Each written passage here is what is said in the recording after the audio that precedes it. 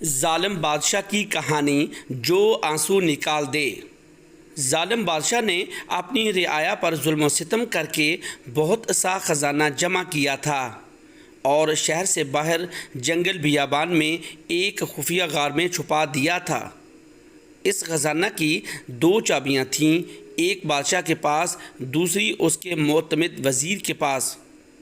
ان 2 کے علاوہ کسی کو اس خفیہ خزانہ کا پتہ نہیں تھا۔ ایک دن صبح کو بادشاہ اکیلا سیر کو نکلا اور اپنے خزانہ کو دیکھنے کے لیے دروازہ کھول کر اس میں داخل ہو گیا۔ خزانے کے کمروں میں سونے چاندی کے ڈھیر لگے ہوئے تھے، ہیرے جواہرات الماریوں میں سجے ہوئے تھے، دنیا کے نوادرات کونے کونے میں بکھرے ہوئے تھے۔ وہ ان کو دیکھ کر بہت خوش ہوا۔ اسی دوران وزیر کا اس علاقے سے گزر ہوا۔ اب دیکھیں بادشاہ کی کہانی کیسے موڑ لیتی ہے۔ اس نے خزانے کا دروازہ کھولا، دیکھا تو حیران رہ گیا۔ اسے خیال ہوا کہ کل رات جب وہ خزانہ دیکھنے آیا تھا، شاید اس وقت وہ دروازہ بند کرنا بھول گیا۔ اس نے جلدی سے دروازہ بند کر کے باہر سے مقفل کر دیا۔ ادھر بادشاہ جب اپنے دل پسند خزانہ کے معائنہ سے فارغ ہوا تو واپس دروازہ پر آیا، لیکن یہ کیا، دروازہ تو باہر سے مقفل تھا۔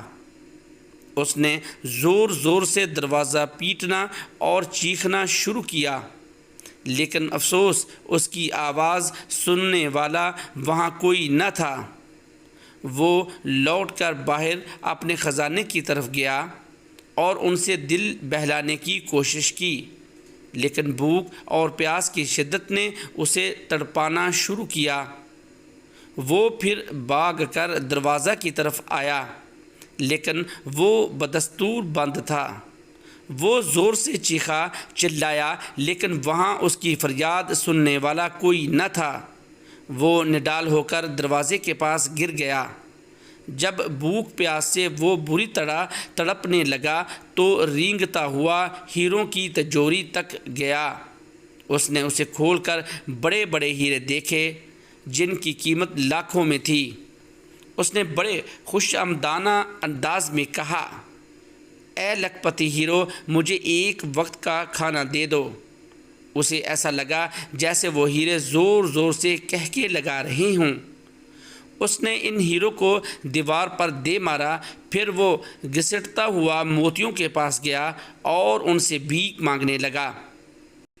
اے آبدار موتیوں، مجھے ایک گلاس پانی دے دو۔ لیکن موتیوں نے ایک بھرپور کہکا لگایا اور کہا، اے دولت کے پجاری، کاش تو نے دولت کی حقیقت سمجھ لی ہوتی۔ تیری ساری عمر کی کمائی ہوئی دولت تجھے ایک وقت کا کھانا اور پانی نہیں دے سکتی۔ بادشاہ چکرا کر گر گیا۔ جب اسے ہوش آیا تو اس نے سارے ہیرے اور موتی بکھیر کر دیوار کے پاس اپنا بستر بنایا اور اس پر لیٹ گیا۔ وہ دنیا کو ایک پیغام دینا چاہتا تھا، لیکن اس کے پاس کاغذ اور قلم نہیں تھا۔ اس نے پتھر سے اپنی انگلی کچلی اور بہتے ہوئے خون سے دیوار پر کچھ لکھ دیا۔ حکومتی عہدیدار بادشاہ کو تلاش کرتے رہے، لیکن بادشاہ نہ ملا۔ جب کئی دن کی تلاش بے سود کے بعد وزیر خزانہ کا معائنہ کرنے آیا تو دیکھا بادشاہ ہیرے جواہرات کے بستر پر مرا پڑا ہے اور سامنے کی دیوار پر خون سے لکھا ہے، یہ ساری دولت ایک گلاس پانی کے برابر بھی نہیں ہے۔